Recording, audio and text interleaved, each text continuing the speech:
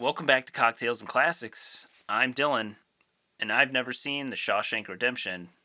And joining me this week is Ben. Who has seen The Shawshank Redemption so many times? I don't know why I've never seen this, but it's obviously every time I go on IMDb, it's staring me straight in the face on the top 250 as number one movie. So I decided it's probably time we do it. You know, we started this podcast because Cameron had never seen Jurassic Park. And that was one where I was like, oh my God, how have you never seen this? And I feel like most people listening are going to be like, Dylan, how have you never seen this? This is the most played movie on TNT every year. Like, what are you doing?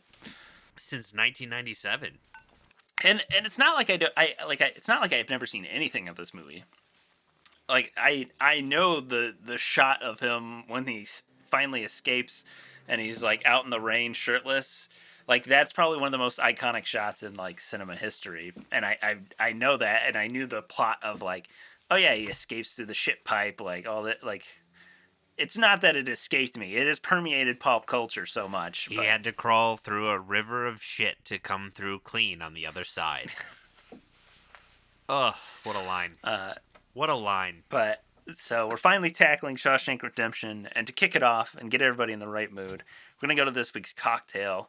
Kind of a spin on there's a cocktail out there called the Redemption, and then I believe we've already done the Gold Rush on the podcast, but it's kind of famous in like the cocktail like revitalization movement. But it's kind of a play off of those, and kind of getting a little summary.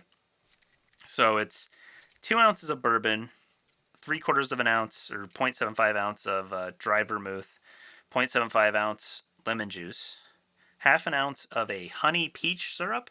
Peaches, I guess, aren't in season. Makes sense. Didn't quite know that. Went to the store, couldn't find that. So what I did was I found some peaches without sugar in it.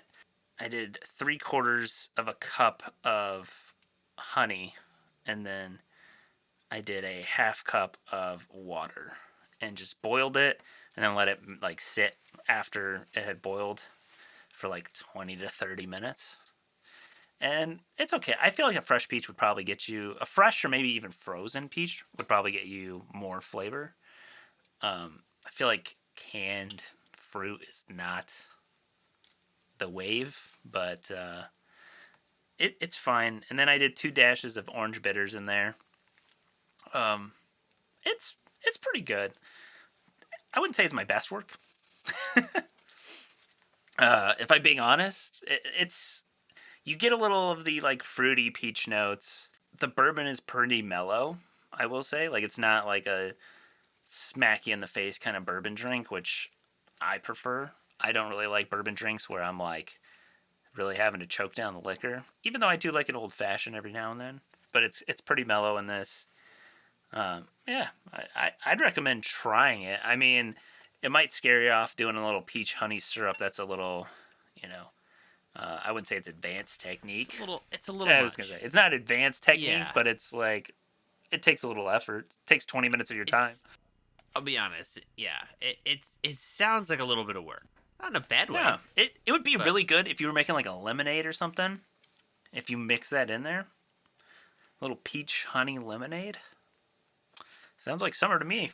We're calling this from Ben suggestion.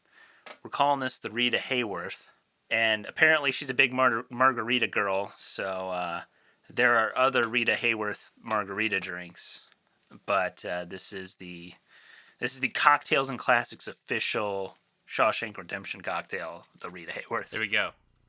You heard it here first. This is ours. This is ours. If it takes You off, steal it, I'm we suing own you for this. everything. Yeah. Yeah.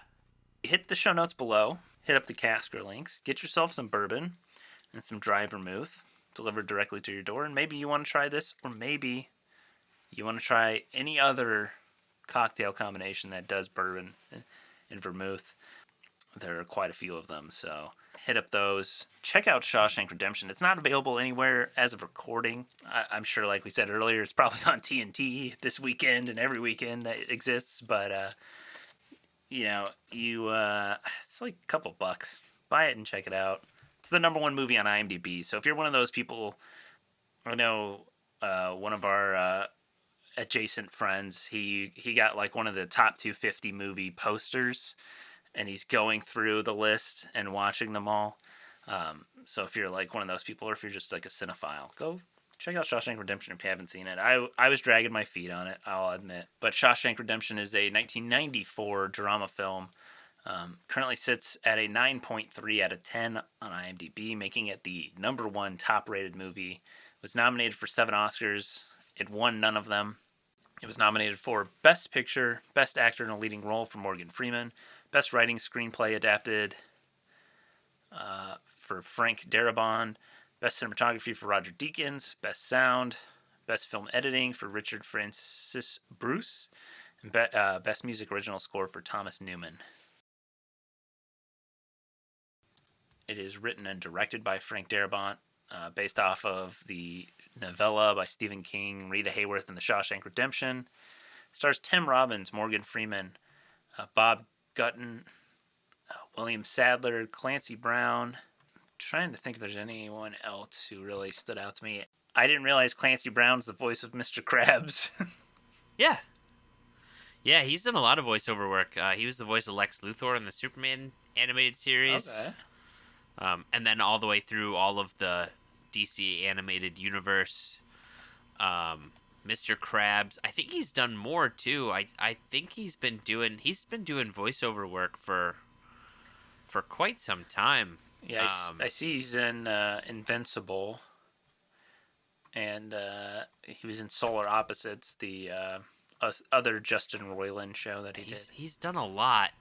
He's going to also be in the new Penguin series that comes out too. I'm excited to see him in that. That'll be exciting. I feel like that has been hold on. so hyped up for so long, and I'm just ready for it to drop. Yeah. Yeah, I don't know when they're going to finally have it come out here. I feel like they've been talking about it for so long. It bothered.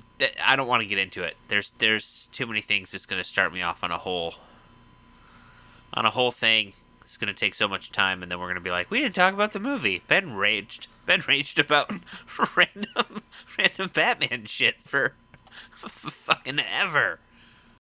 Jeffrey DeMunn was someone who was in this movie. He's not in it very much. I believe he plays the prosecuting attorney in Andy Dufresne's trial. Most people would recommend Jeffrey DeMunn. I was going to say DeMund, but he was Dale in The Walking Dead in the first couple seasons of The Walking Dead. Interestingly enough, the showrunner for The Walking Dead for the first couple seasons, Mr. Frank Darabont. Interesting. Okay. Whoa.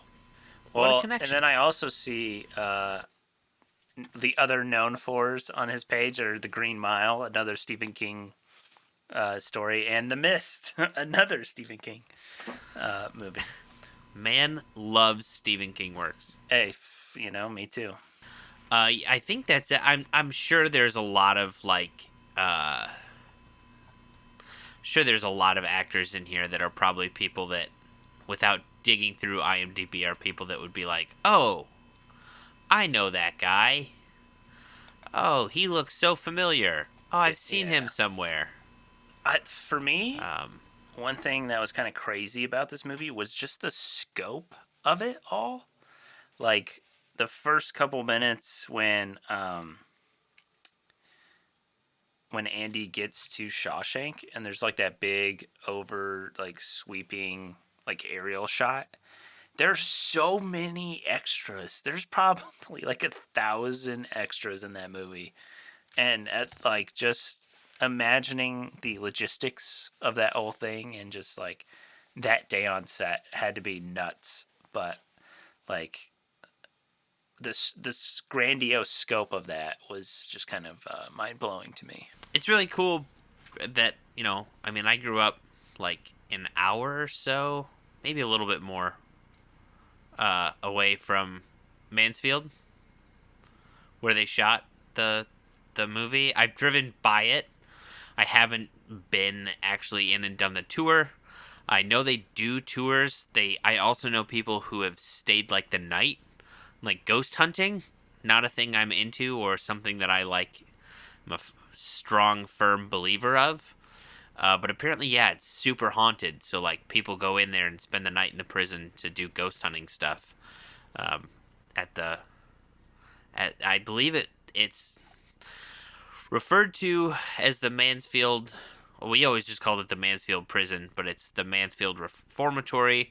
But it was also known as the Ohio State Reformatory. But it is kind of cool that Shawshank's just was always kind of a short drive away to get over there. It's also been used in a ton of different movies and TV. Obviously, I think this is probably the most famous thing it's been used for, but it has been featured in a lot of other stuff. I also just feel like it's as much of a character of the movie as one of the other guys. It's this otherworldly kind of like being almost, like, especially like the scene I'm talking about where you're introed into the prison. Like, it's, you see the scope of the grounds, you see what it takes, you see the like what's the word I'm looking for, like kind of hierarchy or just like mannerisms of the prisoners. Like when fresh meat gets there, they're betting on who's gonna crack first and cry, and then you see like how corrupt the prison guards are and all. Like, it's, I don't know, it's this like, and I'm sure actual prison is like this too, but it's just this kind of like, you're in reality, you're in this world, but it's like so foreign and separate from reality almost. Yeah, it's a whole new way of living. It's your world completely turning upside down. And that's like I mean, that's part of the movie too, is like Brooks and even Red somewhat, like, they've been in there so long they can't exist in the world outside of these walls. Like, they don't know, like, especially like Brooks, like, he's been in there. When is the movie set? Is it 50s? It starts, I believe, in... No, I think it starts earlier. I think it starts in the 40s. Because if you think about it, Brooks is released like halfway through before he leaves, and then the guy who comes in that Andy helps pass his GED, that was in the 60s. So I want to say Brooks is released in the mid 50s. Yeah, so this says Andy goes to prison in 1947. Okay. Brooks is paroled in 1954. And then Tommy Williams comes to prison, or at least is befriend, in 1965. So, I mean, yeah. So, like, Brooks, he said what? He's been in there since, like, almost, like, 1908 or something, I want to say? I think he had said he'd been in there almost 50 years. Yeah, like, the world has changed so much since he stepped in the walls. Like, he said, oh, I saw an automobile when I was a kid, but, like, they're everywhere now. Like, it has to be so mind-blowing and just, like, scary. Like, could you imagine going to prison in the 50s, getting out in, like, 2010, and people have iPhones and shit? Oh my god. People who...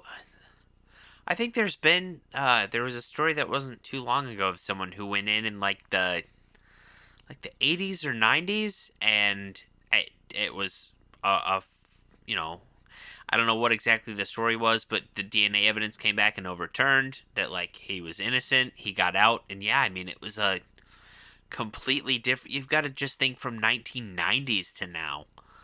Cell phones, and I know obviously technology wasn't advancing as fast back then, but still, just TVs. I mean, the amount of things that had changed, but I think that's one part of it. The other thing that I think of it too, and I think Red kind of touches on it too, he didn't know how to be a free person. Yeah, where he's like, I've had to ask to piss for 40 years or something. Yeah, yeah. Without asking, I can't produce Yeah. a drop. And it's just like, oh yeah, it's kind of a weird thing. You've become so accustomed to, and I mean, you got to think it's not just that, but everything you do has been so scheduled and regimented for 40 years that now it's just like, oh hey, here you go. It's like I was gonna say kind of like Rumspringa, but that seems a little more ridiculous. But like I think of it as like think of like the kids that you knew maybe in high school or growing up whose parents were like super strict about everything, and then they got that first taste of freedom and they just went absolutely Crazy. nuts with it. Yeah. Yeah, I mean that's I feel like that's how it is. It's only that instead of being young and having the energy to do the new things and try all this stuff and experiment and go nuts, you're just kind of tired and you're not ready to adjust, or you're not at a point where you can learn and adjust to new things. So it was a really something that yeah, you don't really think about, but watching that movie you're just like, wow, yeah, it's I'm trying to remember now. Was it Brooks who contemplated buying a gun, or was it Red who was thinking No, about? that was Red. Yeah, he was thinking about just buying a gun and robbing the store he worked at, just to get sent back. It's a different perspective on repeat offenders than what most people would think of. I don't think it's as common, especially like I said, with people who are younger. But yeah, I thought it was a really interesting thing for a movie about escaping, the main character escaping from prison, to really touch on so much about how people have a hard time readjusting to a civilian, if you want to call it, life. To me, this movie is the type of movie that like boomers love. Uh, and that's why it's number one on IMDb. It's good. Don't get me wrong. Like, it was a very enjoyable movie. But number one movie of all time is wild to me. That's so hard to believe. But I don't know what it is about this movie, but I am 100% one of those people that it doesn't happen anymore because I don't have cable, but 100% that person who, like, if I was somewhere with cable and I'm like, yeah, I'm just kind of scrolling through channels and, oh shit, Shawshank? Yeah, I might bounce back, like, during a commercial break, but you bet your ass I'm going back to Shawshank. That movie, even if it's not the main thing, I will jump in and I've seen it enough, but I will jump in and jump out to keep watching that throughout. I don't know what it is about the movie that makes it so rewatchable, but it is one of those things where, like, if it's on, I will watch it 100%. I could see how someone would be like, "Oh, this is a comfort movie for me." It's one of those like rainy Saturday afternoon, like, let me turn on Shawshank. Like, there's fucked up parts of the movie, but I mean, yes, there are. The whole thing with the whole sisters plot line. yeah, I was just gonna say the whole thing with Boggs and the sisters. But I mean, there's also we can touch on it, but the whole situation of how Tommy's time in Shawshank ends with him telling Andy that, like, hey, I heard this dude, I served time at this other prison, and this guy was bragging about killing this lady and the guy she was sleeping with, and then blaming it on the husband.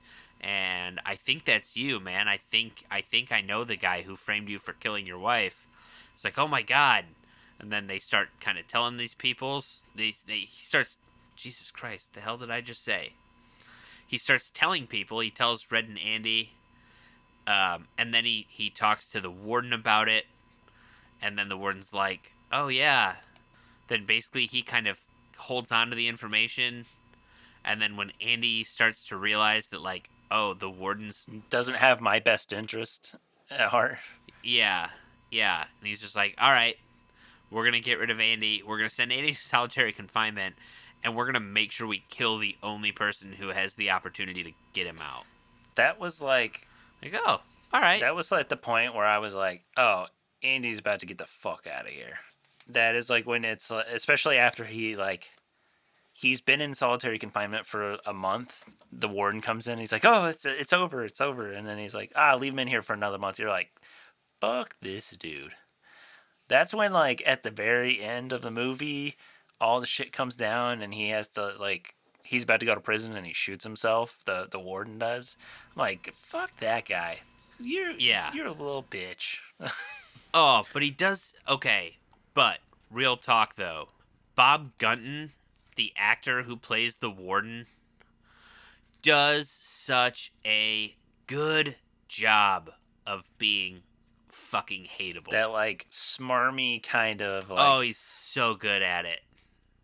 He plays a very similar type character in the Daredevil Netflix series.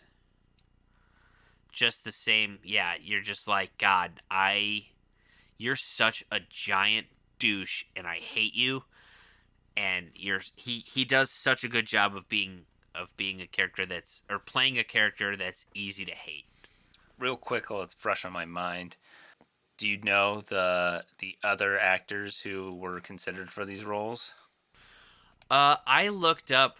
I've been on the Wikipedia page, just looking through. To be honest, I was more so looking to go into the. I was trying to use a jumping off point to look at the information on the on the novella. I don't know. I feel like there were several people who were. Yeah.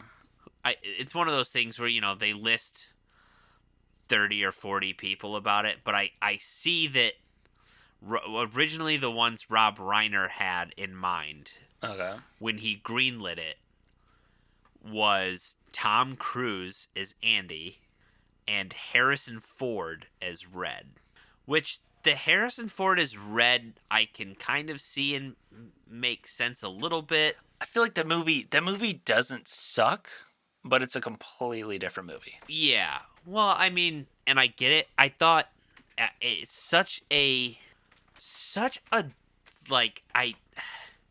it's such an interesting casting choice. I feel like it's such a star power casting choice.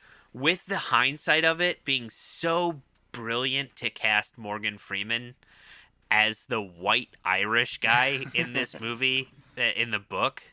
And I just love how they kept the line from the book, and they're like, "Why do they call you Red?" And he goes, "Maybe it's because I'm Irish."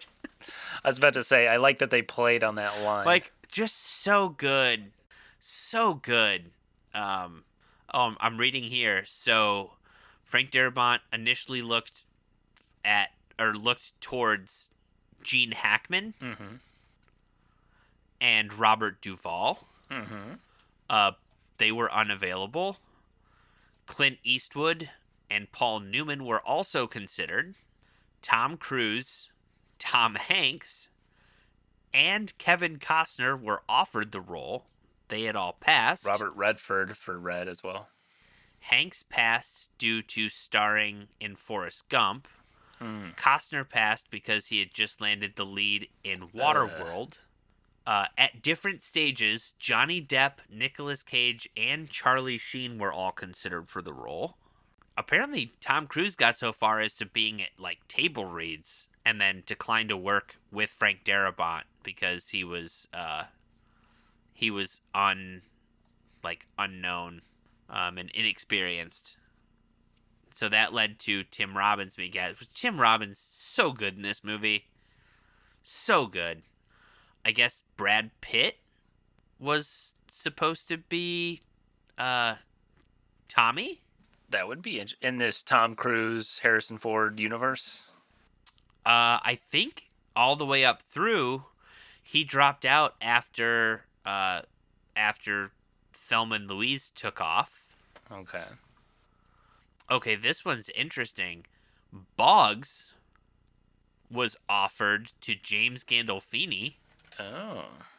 I saw that it says Stephen King never cashed the $5,000 check for the rights to the film. Several years after the movie came out, King got the check framed and mailed it back to Frank Darabont with a note inscribed, "In case you ever need bail money, love, Steve." I think I'd heard that he'd never... I didn't hear the part about him sending it back to Frank Darabont, but I'd heard that he never cashed the check on that. So I think the or the Tom Cruise Harrison Ford version of this movie does huge numbers at the box office. But people shit on it after like a couple years. People just think it's not that good, and it was name power that made it a big hit. The Tim Robbins Morgan Freeman version of this movie did not do well at the box office, but just became such a cult classic. And I think it's honestly due to the fact that it was aired so much on TV. Well, I was reading that it didn't do well at the box office, but then after it still got nominated for, what was it, 7 Oscars? It didn't win any, but that piqued people's interest. So then it kind of started to gain that following of hey, this movie was nominated for Best Picture. Did you see it? No, it kind of. Yeah, I see it did go to a re-release, and that helped because the original box office opening was, or the box office run was only 16 million. Mind you, it was up against Pulp Fiction and Forrest Gump at the same time, so kind of understandable. But yeah, after the award nominations and everything else, it got a re-release that sent the box office gross to 73 million. It was the top video rental of 1995. The broadcast rights were, that's interesting. So the reason it's played on TNT so much is because Turner Broadcasting bought Castle Rock, which was the production company. I did not know that. I did not either. But I guess that makes sense why it's always on TNT. Well, I was just, I assumed they, had just sold the rights to the movie, obviously, the... Yeah, syndication type rights. I was gonna, I don't know what it would be called now. I guess broadcast rights, that makes sense. But yeah, I didn't realize it was because Castle Rock Entertainment was sold, and now it's, I guess, a part of Warner Brothers. I think Morgan Freeman does so much for this movie. You were kind of saying, he's the narrator. That's why he plays. Yes. That's why he plays God in Bruce Almighty and all that stuff.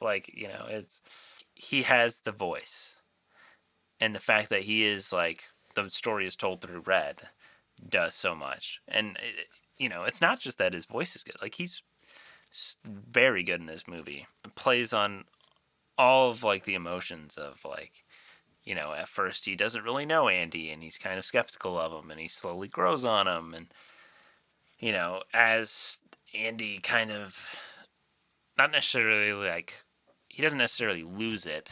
He comes to terms with what this world of prison is. You kind of can see through Red, his acceptance of him, or the worry towards the end when he might hang himself.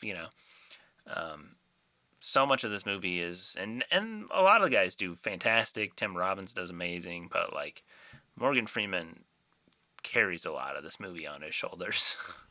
Yeah, I definitely, I don't think this movie is what it is, and it's definitely not number one with anyone but Morgan Freeman in this role. Just so much of, even the little, some of the iconic voiceover lines that he gives, just that extra little inflection. Aw, Andy, get busy living or get busy dying. Just those things that I can't hear that in anyone else's voice and think that it would come across in a similar way or carry the same weight. It was such genius casting that like I said, and they say he was the first person that Darabont had in mind, but I don't know that was the case, but it was just phenomenal. One we missed here, Ben. Apparently, Jon Favreau has said that he read for Fat Ass and said it was the worst audition of his life. But yeah, apparently he was in the running at least. Hey, you know, Once again, I guess that's a thing. still might have been a different movie. I don't know if that would have done much, but like I don't know. Like it is interesting to me whenever we like go through and we find the like, oh, it could have been this guy or it could have been this guy. Like I feel like I would have liked to see if I could ever go to an alternate universe. I would like to see the Tom Hanks, Andy Dufresne version of Shawshank because I feel like that would be very interesting. But I don't know. I feel like this is one where they nailed it. I don't think anyone brings this down that is in the movie. Like at no point was I like, this guy kind of fucking sucks. Like, come on, let's. Well, I think the other thing that Tim Robbins does so well in this movie, one, it doesn't come across how, and I think this probably goes, props to your boy, Mr. Deakins on this one. I didn't know he shot this movie. When the opening credits were going through and it was like Roger Deakins, I was like, wait, he shot this movie? And then it all kind of clicked, and I was like, oh, well, it's like one of the most iconic shots in movie history. Like, of course it's Roger Deakins. Why would it not be him? Of course. But you don't realize watching this movie, do you know how tall Tim Robbins is? No, but I feel like you're going to tell me he's very tall or very short. Take a guess at how at Tim Robbins' height. I'm going to go on the high end. I'm going to go 6'5". Yeah, 6'5". Damn. You would not. Now you watch Shawshank, and he does such a good job of coming across as just this like average, normally guy, and I think this is gonna sound so weird to say. Tim Robbins is boring. I feel like he plays for most of the movie. He plays Andy boring and small, and it's perfect. Like you're saying, like yes. I wouldn't expect him to be 6'5". Like he plays does not like play. Yeah, he I does. don't know. It's hard to describe, but if you watch the movie, I feel like you would understand that like Andy feels like the smaller guy. Like I think they say, don't they call him lanky at one point? I think when Red first is like that one. But you could also be lanky and be 6'1" and be called lanky. I mean, you don't have to be, but just the fact that he does such a good job of playing Andy as such this small and mild-mannered guy. You know, obviously he's an accountant and he's very intelligent and he figures all these things out. But we talked about you talked about like Tom Hanks in this role.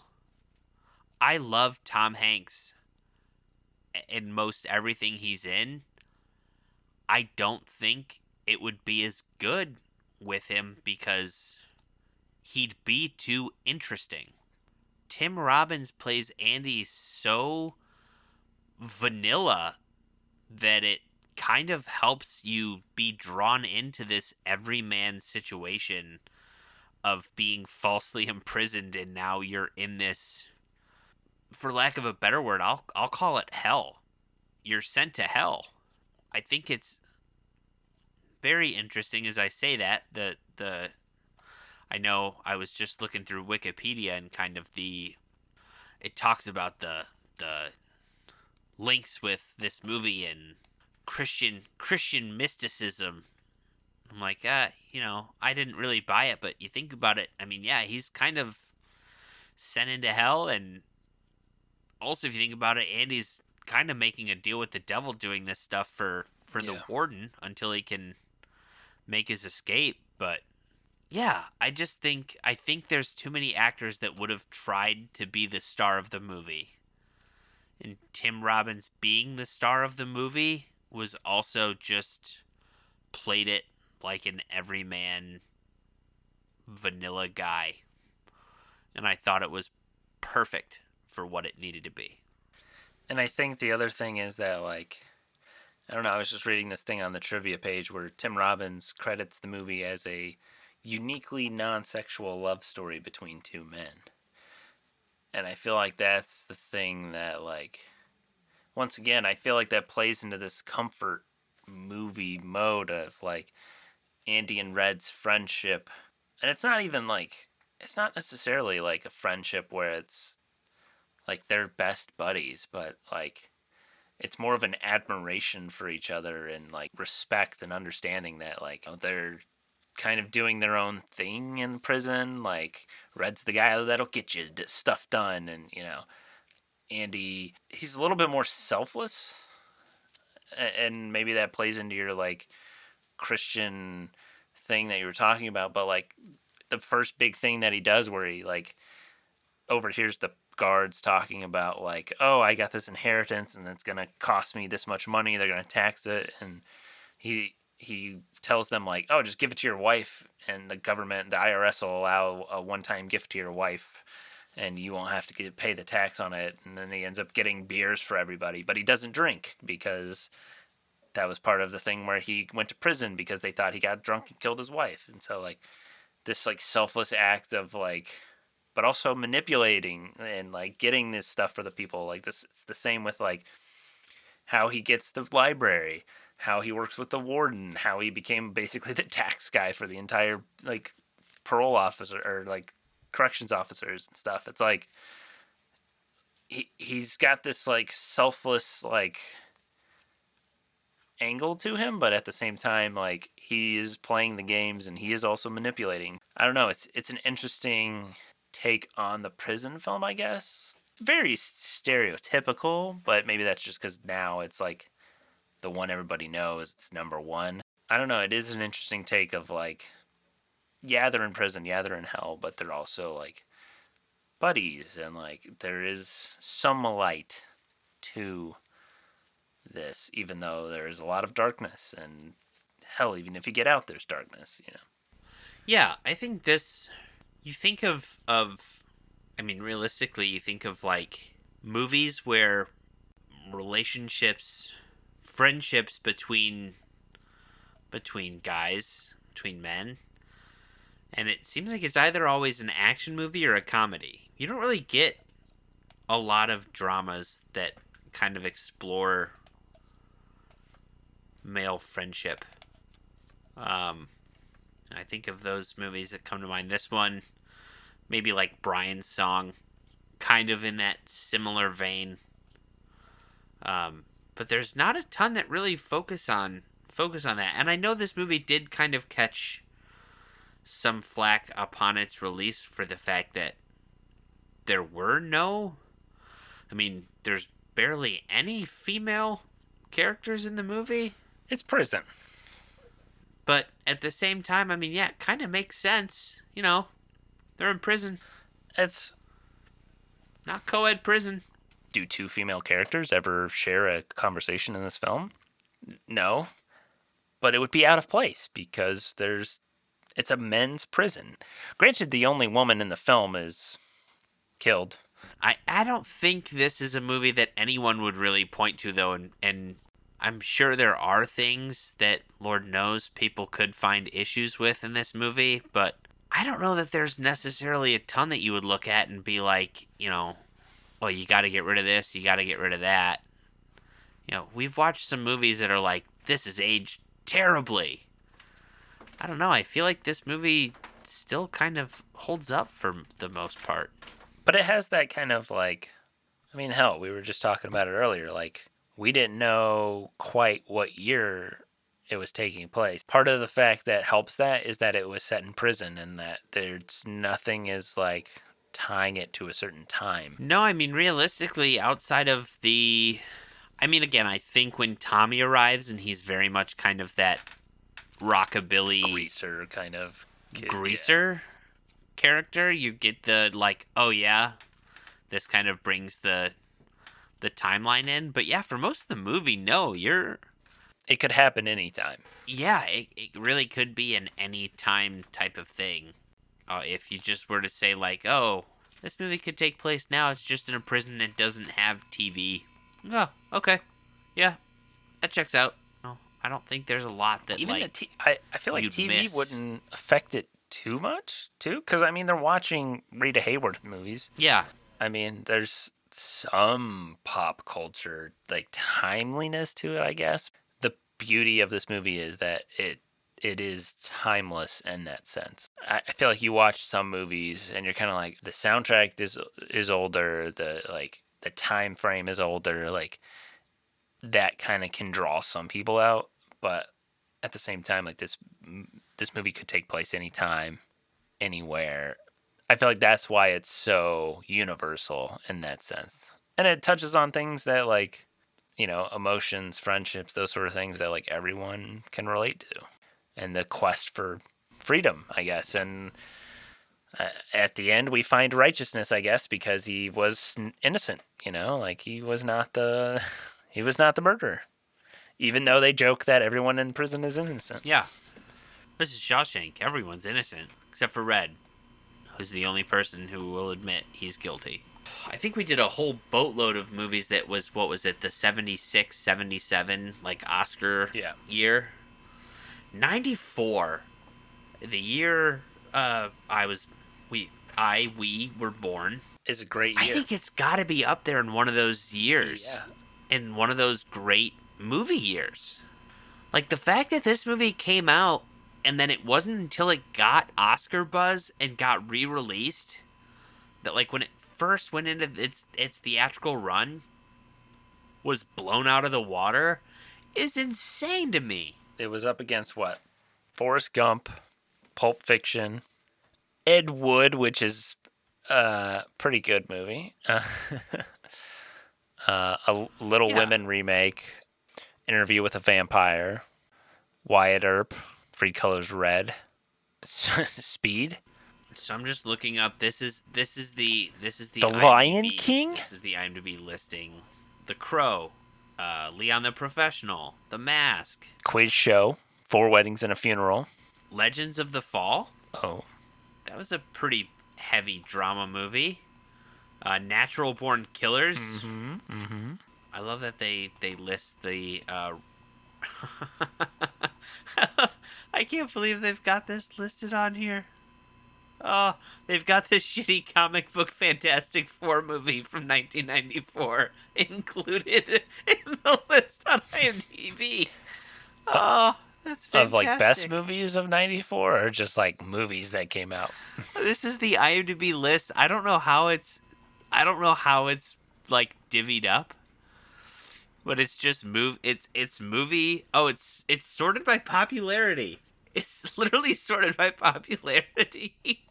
And the shitty Fantastic Four movie is literally, it's above like Clerks. Maybe it's just because there's a Fantastic Four coming out and people are clicking on it. I guess that could be it, but Jesus. Yeah, I just feel like this was such a good year for movies that, like I said, I think it's got to be I think it's got to be up there if you look at like the 76, 77, that whatever year that was, and then I'm sure there's other ones that are just escaping my mind right now. But I say like 1999. I feel like that's a really good year. Fight Club, Virgin Suicides, Magnolia, Star Wars Episode 1, Toy Story 2, Iron Giant, The Matrix, Eyes Wide Shut, American Beauty, The Sixth Sense. Talented Mr. Ripley. Yeah. Goated year. American Pie. Oh, goated year. The Green Mile. Oh. Sixth Sense. Yeah. 99 would be another one that would be... Another one that I'd like to, like, go back. Like one of those things where it's like you have the chance to go back. Like, you could go back in time and go to the movies and see all these movies in theaters. Like, here's the years you have to choose. Like, man, I'd have a tough time with... I thought you were going to say, I wish I could go back and watch all these movies again. And I was going to say, there's an apparatus that we host for that.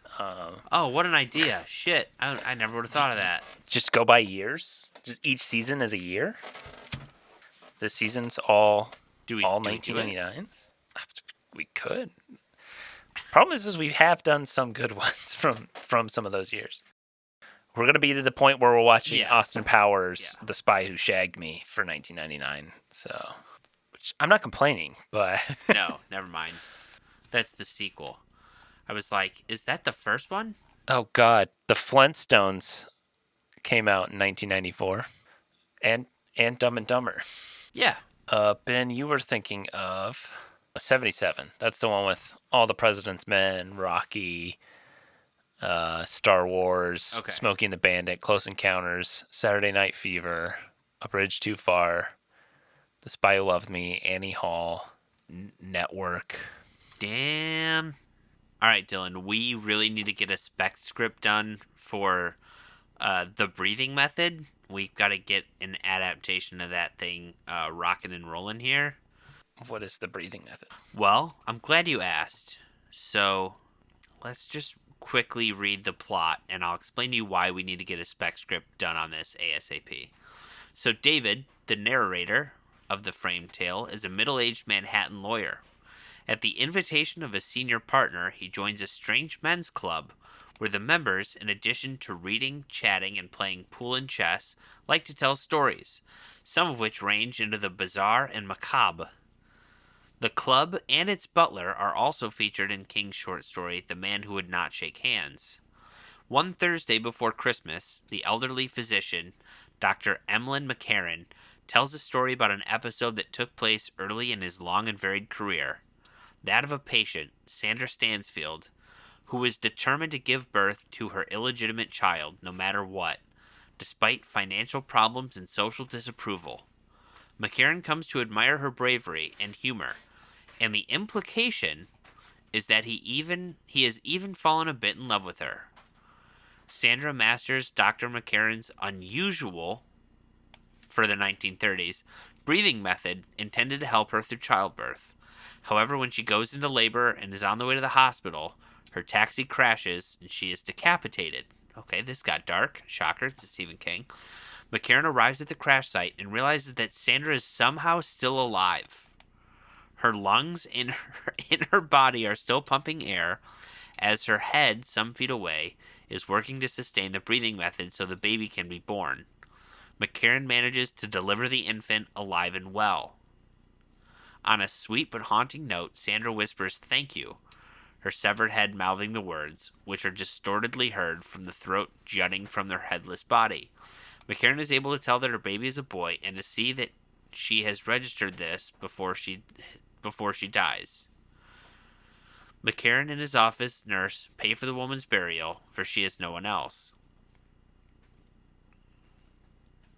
The child is adopted, but despite the confidential nature of the records, McCarran is able to keep track of him over the years. When the man is not yet 45 and an accomplished college professor, McCarran agrees to meet him socially.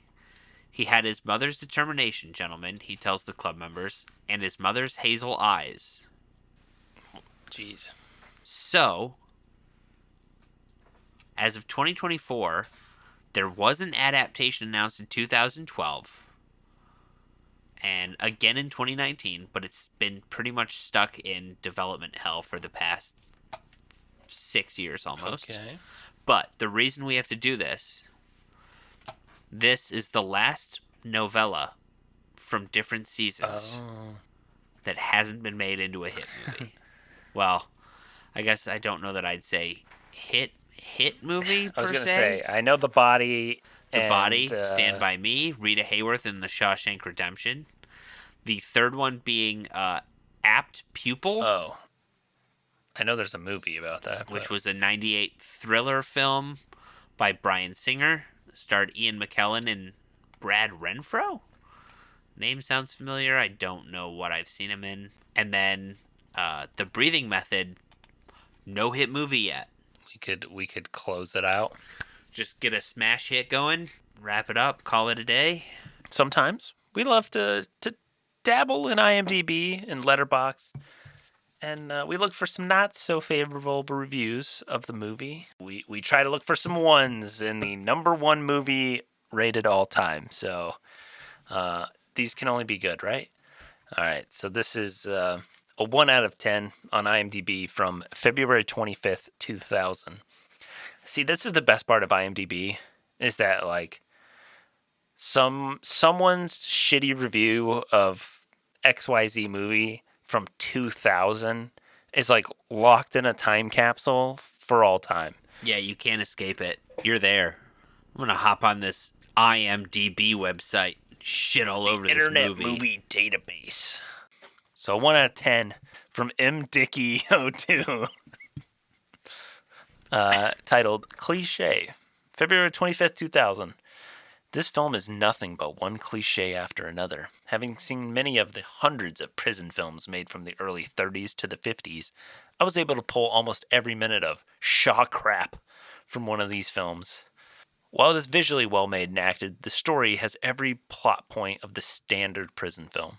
They have the evil warden, innocent main character, friendly guilty guy, thugs, and one good old prisoner. Don't waste your time on this one. Rent or buy some of the classic films of the prison genre. 90 out of 388 people found this helpful. Yeah, I don't know. I'm thinking we did Cool Hand Luke, but I don't think this movie compares to. I don't see a lot of comparisons with this movie and Cool Hand Luke.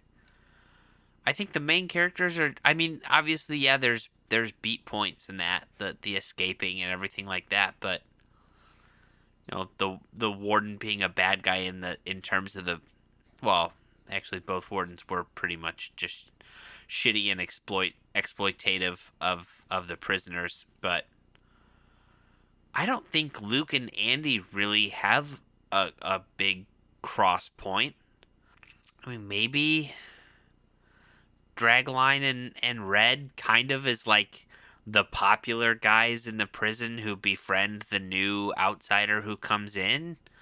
But I don't know. I just think that the ideals of it, I think Andy's thing is that his innocence and freedom at the end feels like, one, he was there wrongfully, where Luke was there and kind of knew he'd screwed up and should be in prison, but just didn't want to be there, so he kept leaving. And to the point where he was finally like, kind of killed at the end. Whereas with Andy, it was like, he served time for something he didn't even do. And then by the time he gets out and he gets to have this life that he's wanted, I don't know. I don't see a ton of parallels between this movie and at least the other one prison movie we've done. I can honestly tell you, I don't think the prison movie genre is really my thing. I don't know how many, I guess, movies there are in that genre. I'd have to look into it. There's probably like The Great Escape, which is like POWs escaping. Like, yeah. I don't know. It's definitely not. I don't want to watch movies. One of my grandpa's older brothers was part of the IRL Great Escape. That's pretty cool. Yeah. But I don't want to watch movies about like prison. I don't like it's not let's not glorify it. I feel like it's part of my thing, and I feel like this and Cool Hand Luke aren't they're not necessarily glorifying it because they literally talk about exploiting people for whatever 25 cents to the hour or whatever, but it's like at the same time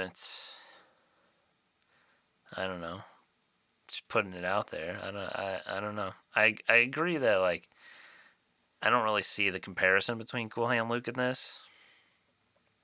I mean, obviously they're set in prison, they escape. There's manual labor, there's a shitty warden, and COs suck, and like But yeah, like, the story's not the same. I feel like this is a friendship tale set in a prison background, whereas Cool Hand Luke is more like Luke is the hot shot. Luke is the dude who just, I don't know, and I get, like, in the end where it's just like, I should, people should be allowed to do what they want to do, and people should be free, and kind of that stuff, but at the same time, like, some of the shit Luke did was just like, was just being anti-authority for the sake of being anti-authority. Yeah. And sometimes it was like, you know what, man, this is He was kind of also on you. sentenced to 2 years in a rural prison. Andy Dufresne served fucking like 15, 20 years or some shit of his double life sentence that he didn't commit the crime for. Like, yeah, it's kind of funny when you're watching the movie, and at one point they're just like, it's already been 10 years. And you're just like, what the fuck? Yeah. Well, when you consider the fact that, so, like, you see him come into his first couple days there, and then, like, it's within, like, seems like within the first couple minutes of him being in the prison that he gets selected for the roof project. He'd already been there more than, like, 2 years at that point. Oh, all right. I feel like they do an okay job of explaining that, but it is kind of like, I feel like just not talked about that, like, there's a shit ton of time passing, but it's kind of like, and then Andy was on laundry duty, and then the sisters tried to, molest him, and then we got a roof project, and I'm like, okay, and then, like, one day it's just like, hey, happy 10-year anniversary. You're like, wow. I mean, I would assume time was passing, but wow, I didn't realize that much time was passing. So, okay, this And is something... You get red, like, going to the parole thing, I think, in between there. Because he's, like, when he starts, it's, like, 30 or 20 or something. And then the next one he goes to is, like, 30 or 40. Okay, so this is something that, because it was your first time, and it's kind of hard because this movie's been around for so long, and you, obviously, like I said, the scene of him kind of up and in the rain in the little gutter. But how good it must have been in the theater if you don't know what's going on in this movie and you hear that when they're talking about Andy and they're like, oh yeah, he asked me for 6 foot of rope the other day. I was like, no one's seen him. They just lead you to believe. This is what I was going to talk about earlier. I like the fact, like, they don't show Andy doing it or anything. It's literally like, Andy's just gone one day. Like, I loved that aspect of the film. That, like, you can kind of assume and draw your own conclusions to shit or, like, whatever. But, like, you didn't see it happen until after the fact, until he was gone and everyone, like, was wondering where he was. I loved that. Yeah, and just the swerve of it being like, you hear him, they're like, he what? Yeah, he asked me for 6 foot of rope the other day.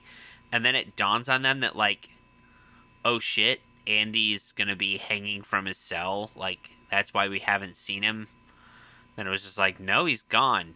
But they still think he must have killed himself until the next day when they're going through and... Dufresne, you're holding me up. God damn it, Dufresne, you better be sick or dead in there. And then just... gone. Yeah, I loved the fact that they didn't need to explain it to me that, like, Andy is breaking out.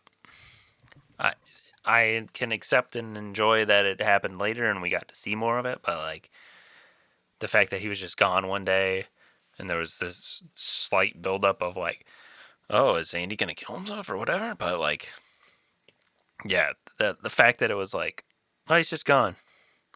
And then the warden throws the stone through the poster, and it's like, oh, shit. Like, that, it was such a better payoff. Now, I'm sure you'd also probably seen that, because that gets parodied a lot, too.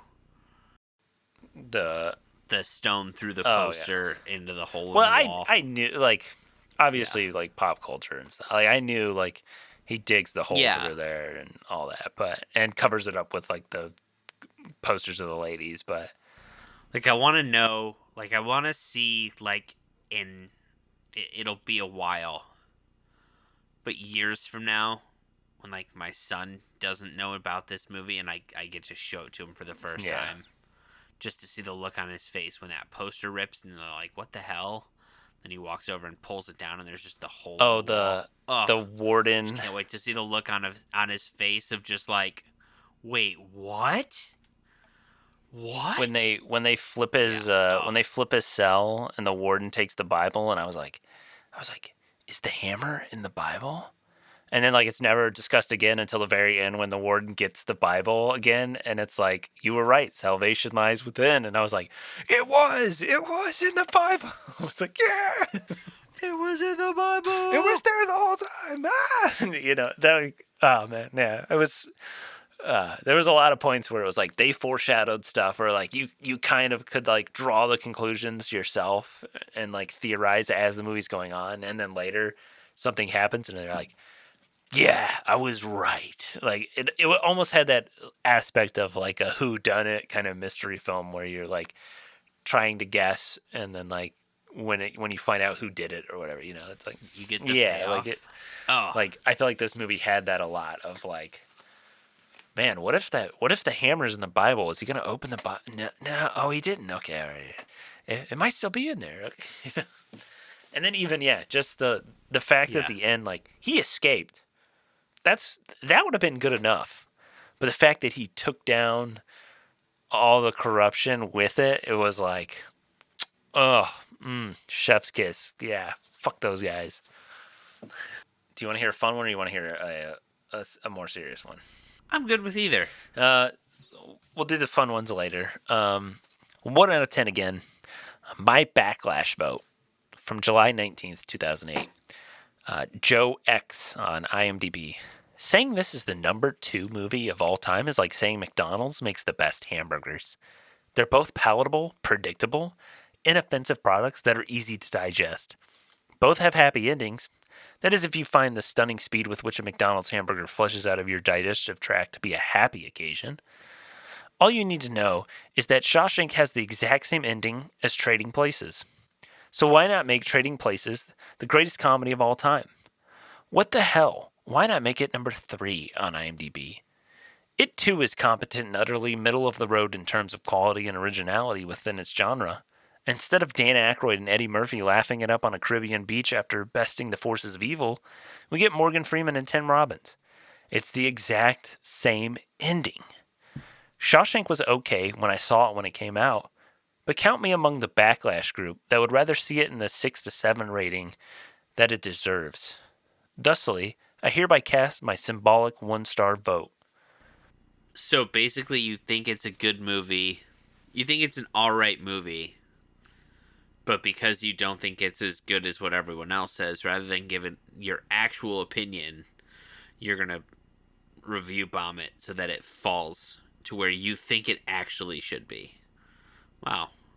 How mature of you, man? How mature of you to care so much about what people on the internet think of different movies? Well, it's also it's Like how weighted on sad is it? IMDb, Ben. So if he gave it a 6 or a 7, it still would have been good for the movie. He's got to give it a 1, so it's bad for the movie. I'm sorry. Did you help make the number like 6 movie on IMDb? So you really need to bring the other ones down so that yours moves up? Like, who gives a shit? I guarantee you right now, you go up to Christopher Nolan. You're like, hey, did you know? Let's see. Where is the Dark Knight I think currently it's like sitting 8 or 9, on right? the IMDb top 250 list? Like, hey, it's number Oh, 3. Number 3. You go up to Christopher Nolan and you're like, hey, does it bother you that people think The Godfather is better than The Dark Knight? I guarantee you he's going to be like, no. Nope. Doesn't really bother me. Go ask. Like, I don't. the people who make these movies aren't as they don't have as much in it as people on the internet who have to apparently pick up the sword and shield and go to battle for movie supremacy for a movie they had absolutely nothing to do with. Yeah. I mean, it's the But same. I have to review bomb it with a 1 star to show everyone that it's bad. It's not as good as my favorite movie.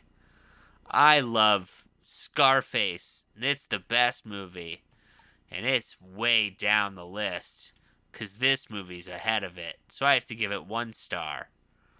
Like, Jesus Christ. Why do we have to tear down things people love? It's the same to me as like comic book nerds who like get offended when they make a character a different race. It's like, all right, it's all fiction. Like, come on, dude. like, oh man, people really enjoy this movie. Why does that affect your life? Like, everyone loving Shawshank Redemption does not affect me one bit. I'm glad everyone else can enjoy this movie even more than I do probably. But like, you know, it's like, so why am I going to go and spoil their fun? I don't know. It's, you know. Yeah, I don't understand why that's like the biggest. We not only do we have to give it a low review, but we have to give it so low that it really drags it down. Which, spoiler alert, didn't do that much damage, my man. But it's like, still number 1. I'm sorry. I feel like a 1 review on this movie. If anyone, I want to find a truly authentic one. If you're listening to this podcast, please reach out to us on an Instagram, wherever. Email us, whatever, you know. I want somebody who authentically hates this movie, gave it a 1. I want you to come on this podcast as a guest. Because there's in no world is this movie a 1. Like, we've watched some absolute fucking garbage on this podcast. No. I want you to come on this podcast, and then you're going to sit on a Discord or Teams call or Zoom chat, whatever we're going to do, and we're going to show you some of the movies we've watched that we've given 1s to. And then you have to sit there and suffer through it the same way I did and tell me that Shawshank is in the same category as the Star Wars Holiday Special or Baby Geniuses 2 Super Baby Geniuses. And then tell me that movie's a 1. Or Food Fight. Yeah, or the or the insurance claim that was Food Fight. Like, yeah, I want to hear somebody who actually watched this movie, sat down, and was like, this is the worst thing I've ever watched. 1 out of 10. Because all these reviews I scroll through on IMDb were like, overrated, unoriginal, campy. Like, how is this number 1? This is rated number 1. It's like you're just bitching because it is where it is on the list, or like it is as regarded as it is. Like, I don't know. Yeah. Yeah. It's like, come on, dude. Like, you're just being negative to be negative at that point, and that, you know. Oh, this movie sucks. This movie sucks 5 out of 10. Like, yeah, the people who are like, this movie's okay, but it's way overrated. 1 out of 10. That's not 1 out of 10. That's not what that means. All right, here. I mean, it's number 10 on Letterboxd on their top 250 list. So take these with a grain of salt. But here's some fucking memes. I hate Morgan Freeman and I hate his stupid hat. Half star. Not as good as Morbius. Of course. All right. Rip off of that one Rick and Morty episode. It's not a bad movie, but my high school English 10 honors teacher named Joseph Goldberg ruined it for me.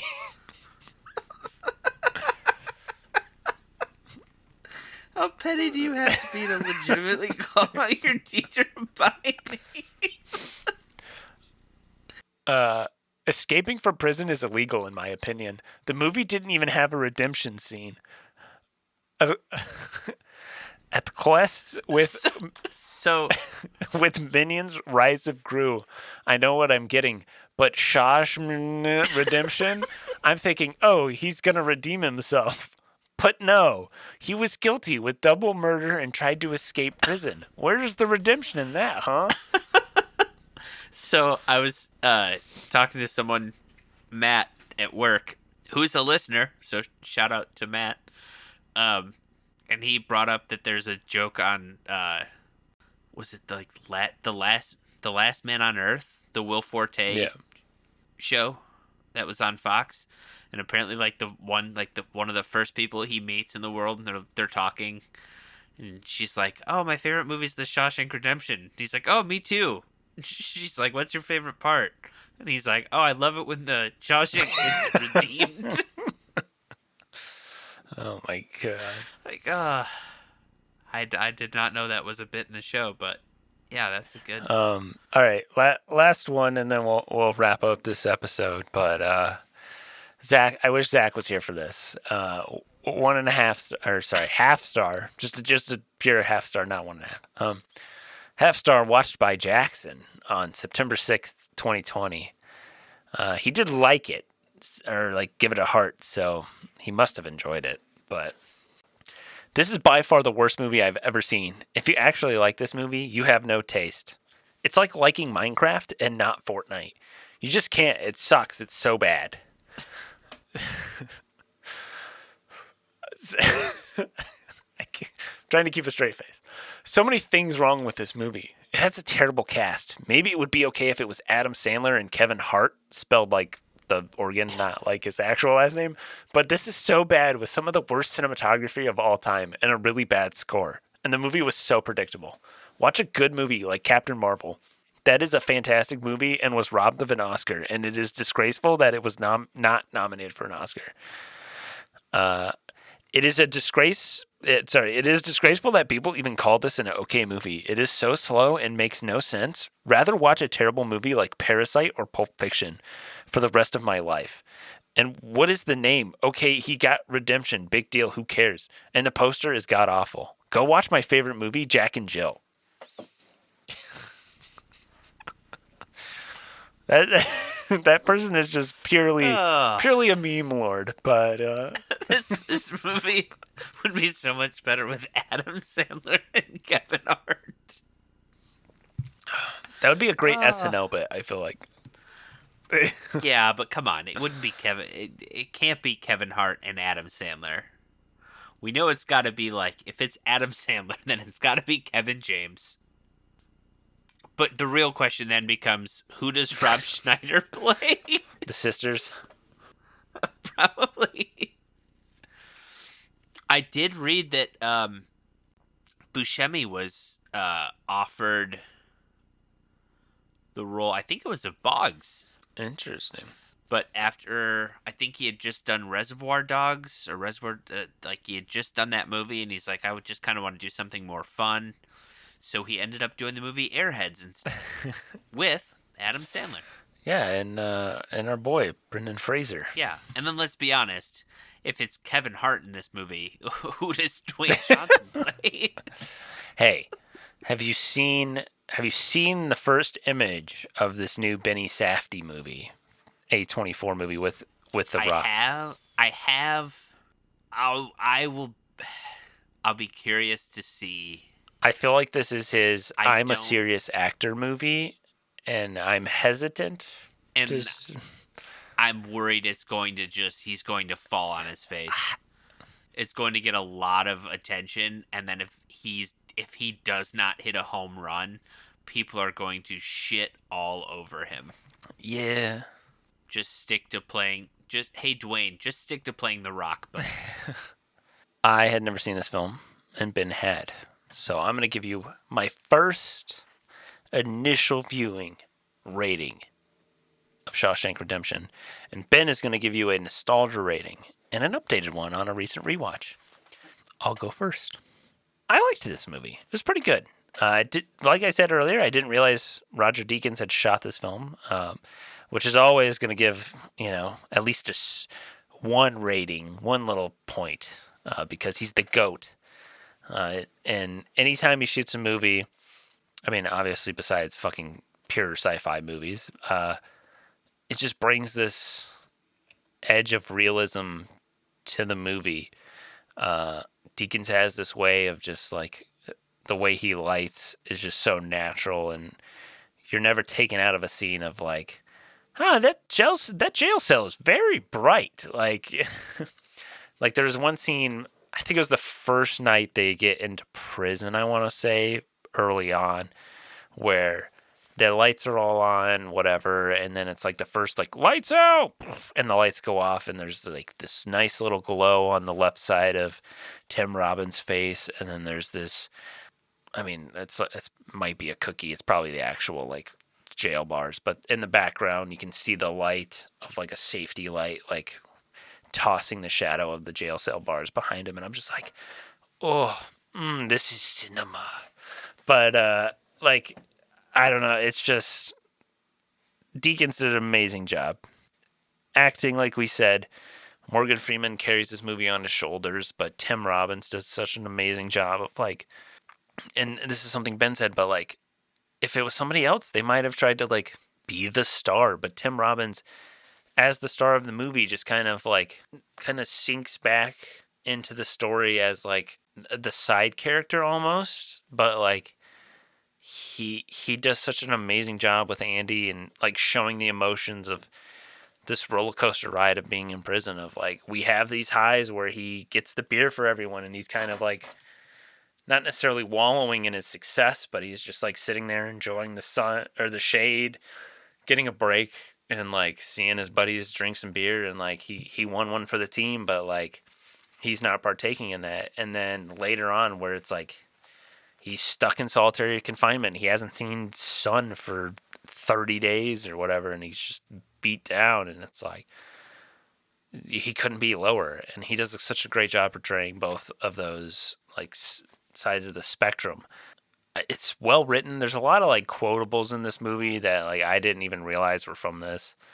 And we didn't even really talk about quotes much this episode, but like I don't know. I feel like there's a lot to like discuss with this movie, and especially with it being number one. Like it's such a beloved movie from almost everybody. I don't know. Do I think it's number one? I feel like it's not. Like it's for me, it's not gonna be my number one movie of all time. Is it a completely well-made movie? Just an amazing piece of cinema? Yeah. Like this thing is solid. At no point was like this sucks. Like nothing's taking me out. Pieced together like a puzzle. It's such a good movie. I'm gonna give it an 8 out of 10. As someone who had never seen this, like I think people need to go watch it. I was like enthralled the whole time. I had to take a break partway through because my baby woke up from her nap. So I was like, shit, I wanted to see the rest of the movie. Like I was like waiting to like till she went to bed at the end of the day to like go back and finish the movie. I can buy the hype. I can buy the Shawshank hype. Yeah. I feel like I watch this movie pretty frequently. Again, it's one of those where if I see it on, I will watch it. I definitely own this movie on DVD. So I've also watched it not on Turner. This movie was it was definitely a 10 nostalgia. And in all honesty, it I think it stays a 10 for me. Hearing us kind of talk about it, and it's something that I haven't really never connected until I just was listening to you talk about and thinking back on the conversation of how we discussed how Tim Robbins plays Andy Dufresne. I don't know how much they knew what the voiceover was going to be during this movie, but Tim Robbins plays Andy Dufresne perfectly as the guy who's the main character in a story someone else is telling you. If that makes sense. Like when a buddy's telling you a story about this guy at his job, and you're just like, I don't really have much interest in this guy at your job. But then as the story goes on and you're like, wait, this dude's actually like, there's a lot of interesting stuff going on. But the whole time, he's not really the main character to what you're being told. The main character is your friend telling you the story. That's Morgan Freeman's role.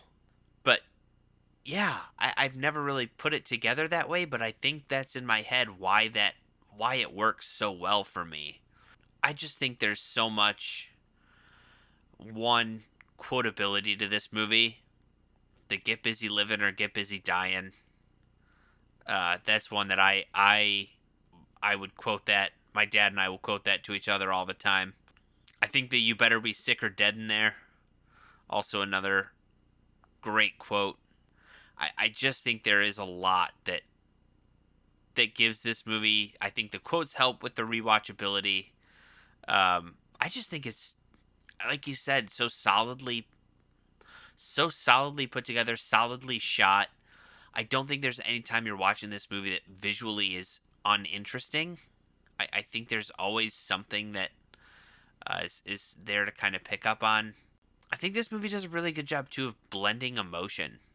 Like, it really does give you that emotional roller coaster of, you have the good times of, that feeling of pride when Andy gets the beers for everyone and he's kind of accepted into this situation, to really, like, the saddest point where, like, man, it doesn't get me as much when Brooks commits suicide. But when Red is staying at the same house and he sees the Brooks was here carved in the ceiling, oh my god, I damn near cry every time I watch that scene. It gets me. It gets me in the feels every time. I just think it's that way that this movie gets your emotions up and down that I think is what really makes this movie a 10 for me. It's that no matter how many times I've watched it, I still feel the emotion and the impact of what's going on with it. I think that's such a big part of it, and I think that's why people love it so much. If you haven't seen this movie, I think it's one of the all-time greatest movies. And again, it's crazy to me. You think, Frank Darabont really, I mean, yeah, he had the hit with The Walking Dead, but he's not really talked about as being one of, like, the greatest directors. I mean, really, even of his time. You look at the other kind of top IMDb movies, and you see, like, Tarantino, Spielberg, Coppola, Nolan. Like, it is kind of interesting that for the number one movie to be, Frank Darabont and really kind of his first major motion picture at that. Yeah, I think this is one of the all-time greatest movies. I think it deserves its place. Is it number one? Maybe not. But do I think, again, because of the way it emotionally grips you, that it deserves to be up there and deserves to be in the conversation? Absolutely. So, if you haven't seen it, it's more than worth the watch.